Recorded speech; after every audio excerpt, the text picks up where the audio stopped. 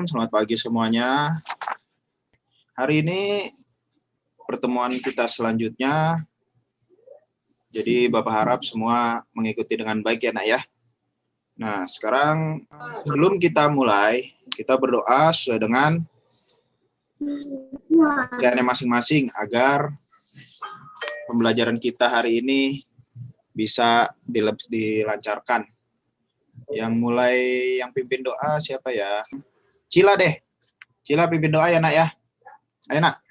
Sebelum kita melakukan pelajaran, lebih baiknya melakukan doa. Berdoa dimulai.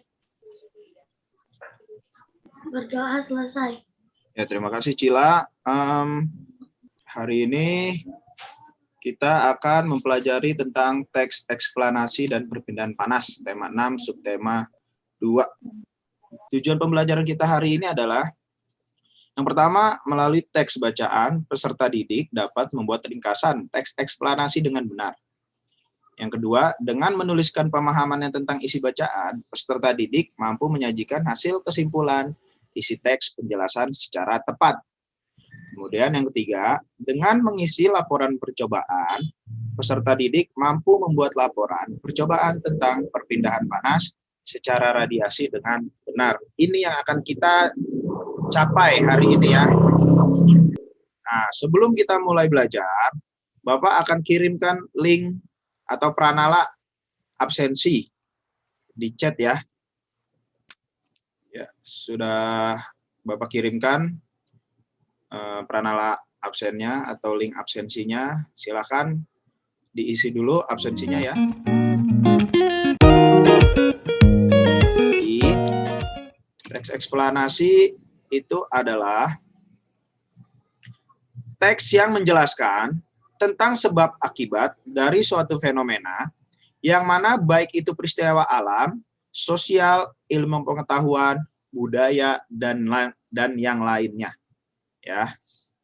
Kemudian teks eksplanasi ini berisi mengenai fakta yang bisa menjawab pertanyaan-pertanyaan bagaimana dan mengapa dari suatu fenomena yang terjadi. Maka dari itu, tujuan dari teks eksplanasi yang utama adalah untuk memaparkan tentang proses serta sebab dari terjadinya suatu fenomena, yang namanya eksplanasi ya.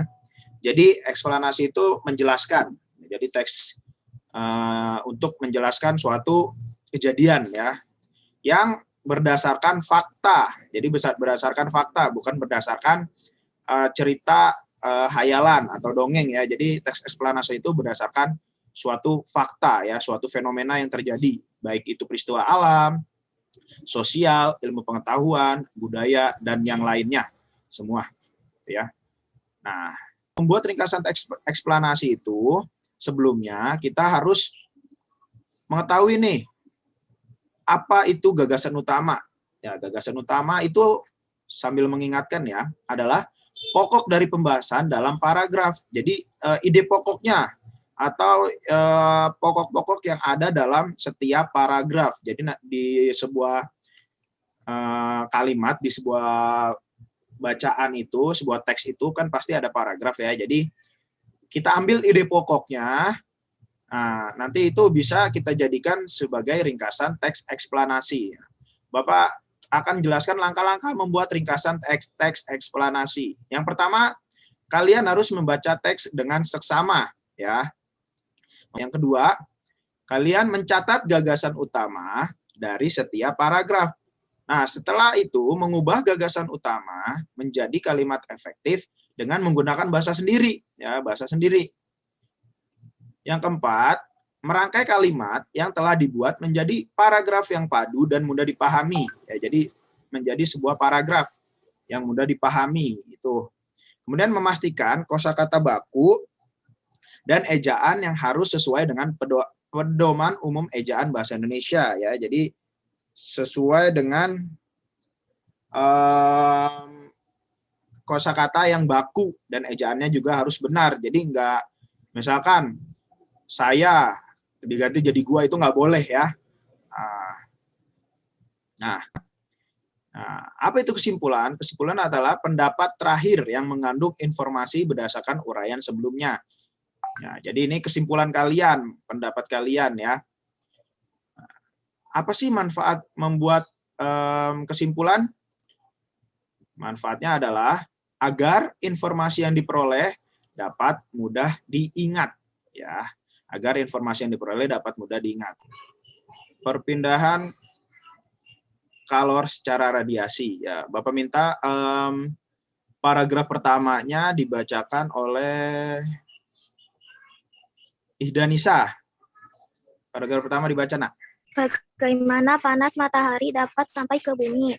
Kalor dari panas matahari tidak dapat berpindah secara konduksi karena udara yang terdapat dalam atmosfer termasuk konduktor yang paling buruk.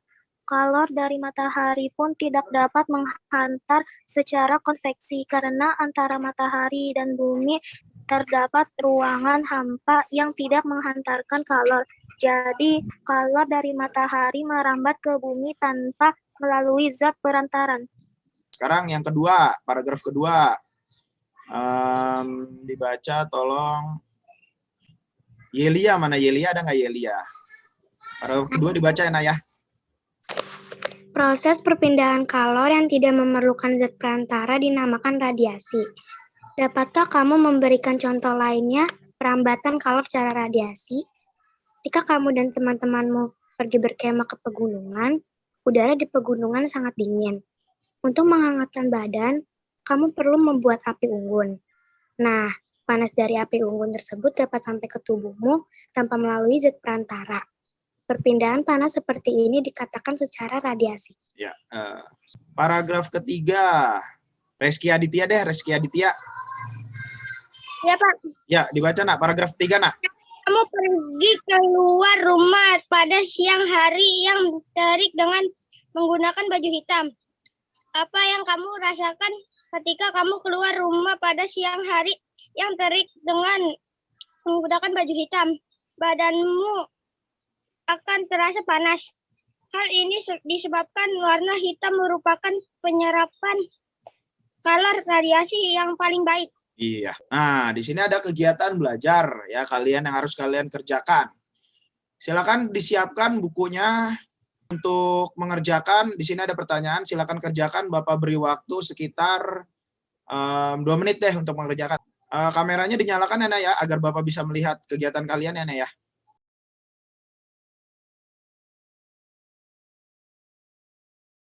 Ya Pak, Cila Pak. Gila ya. Apa, Nak? Nomor 1, Nak. Perpindahan panas secara radiasi adalah perpindahan panas tanpa zat perantaranya. Ya, betul ya.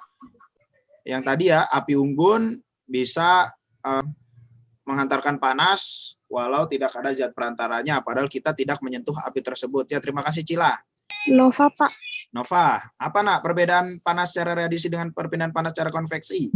Radiasi merupakan perpindahan kalor tanpa melalui zat perantaran, sedangkan konveksi merupakan perpindahan kalor dengan melalui zat perantaran. Nah, yang ketiga, apakah perbedaan utama perpindahan panas secara radiasi dengan perpindahan panas secara konduksi? Ya, siapa yang mau menjawab? Saya Pak, Dinda. Ya, Dinda, silakan. Perbedaannya adalah panas secara radiasi tidak memerlukan zat perantara, sedangkan konduksi memerlukan zat perantara berupa benda logam. Ya, selanjutnya, nah, kemarin sudah Bapak beritahukan untuk menyiapkan 1 batang lilin, korek api, dan penggaris ya. Sudah disiapkan semuanya? Sudah, Pak. Sudah, oke. Sekarang kita akan melakukan kegiatan percobaan ya, Nak, ya. Jadi, lakukanlah kegiatan berikut bersama dengan kelompokmu. Nah, karena kalian masih dalam masa pandemi, masih di rumah, jadi masing-masing ya, untuk membuktikan cara perpindahan panas secara radiasi. Persiapkan alat dan bahan yang diperlukan dan ikutilah langkah percobaannya. Silakan ikuti ini ya. Kemudian jangan lupa nanti menjawab pertanyaan yang berhubungan dengan kegiatan ini. Tolong Bapak Ibu agar peserta didiknya tidak kena luka bakar ya. Oke, sudah disiapkan 1 batang lilin, korek api dan penggaris? Sudah Pak. Oke, Bapak bacakan cara kerjanya dulu ya.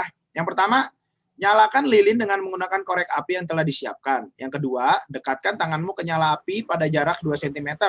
Gunakan penggaris untuk mengukur jarak. Hati-hati jangan sampai menyentuh api. Kemudian apa yang kamu rasakan? Dicatat ya. Yang ketiga, pindahkan tanganmu pada jarak 4 cm dari nyala api. Kemudian apa yang kamu rasakan? Dicatat juga. Yang keempat, pindahkan tanganmu pada jarak 8 cm dari nyala api. Kemudian apa yang kamu rasakan? Silakan dikerjakan sesuai langkah-langkah yang ada di kamera. Semuanya nyalakan yuk. Bapak mau lihat kegiatannya. Bapak beri waktu sekitar 5 menit.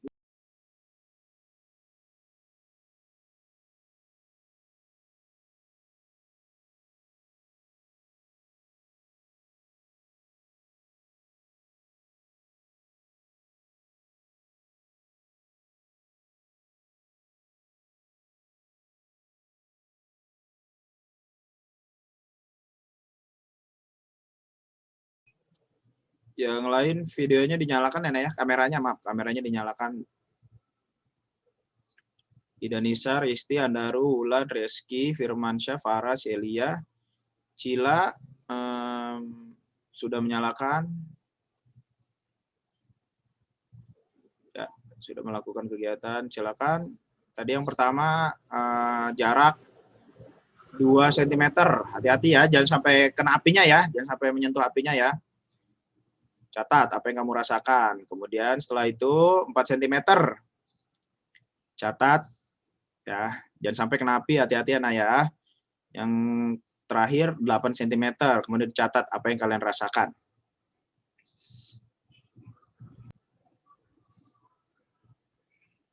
Silakan, kita akan menjawab apa yang sudah kalian lakukan tadi ya. Yang pertama, apa yang kamu rasakan ketika kamu mendekatkan tangan ke nyala api pada jarak 2 cm, 4 cm, dan 8 cm? Ada yang mau menjawab?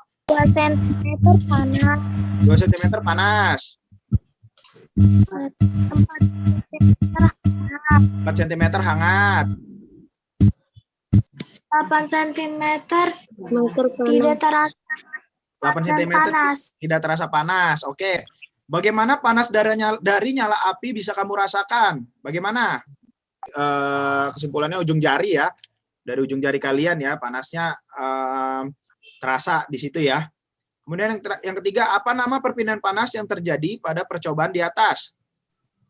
Radiasi. Radiasi. Oke, betul. Kemudian kesimpulannya apa? Pak, Kanaya ya Pak. Ya, Kanaya boleh, Kanaya. Ketika saya menyalakan api di jarak 2 cm terasa panas, Iya. di jarak 4 cm terasa hangat, dan Iya. di jarak 8 cm terasa tidak terlalu hangat. Iya. Terus? Dari nyala api yang bisa saya rasakan dari ujung jari ke pergelangan tangan. Setelah itu? Panas yang terjadi pada percobaan di atas dinamakan perpindahan panas secara radiasi. Iya, bagus, mantap. Kanaya hebat ya. Jadi kesimpulan yang sudah dibuat oleh Kanaya dan Faras itu sudah bagus ya, sudah benar ya. Jadi apa yang kamu rasakan ketika mendekatkan tangan ke nyala api pada jarak 2 cm, 4 cm, dan 8 cm tadi sudah disebutkan. Yang 2 cm itu panas. Kemudian yang 4 cm itu hangat, dan 8 cm itu kurang terasa panas ya. Kemudian bagaimana panas dari nyala api bisa kamu rasakan? Dari ujung jari hingga pergelangan tangan tadi menurut Kanaya.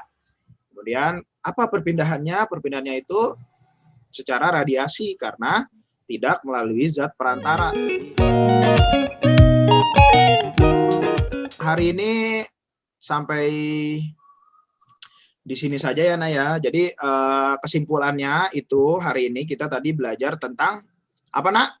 Perpindahan kalor secara radiasi, Pak. Perpindahan kalor secara radiasi. Apalagi? Teks eksplanasi. Iya, membuat teks eksplanasi ya sesuai dengan tujuan kita. Jadi sekarang kita akan berdoa setelah pembelajaran. Kita akan berdoa. Faras, ayo Nak. Pimpin doa, Nak. Sebelum menyelesaikan pelajaran hari ini, alangkah baiknya kita berdoa terlebih dahulu. Berdoa dimulai. Berdoa selesai. Ya, terima kasih Faras dan semuanya anak-anak. Sampai di sini perjumpaan kita. Sampai ketemu di perjumpaan selanjutnya. Assalamualaikum warahmatullahi wabarakatuh.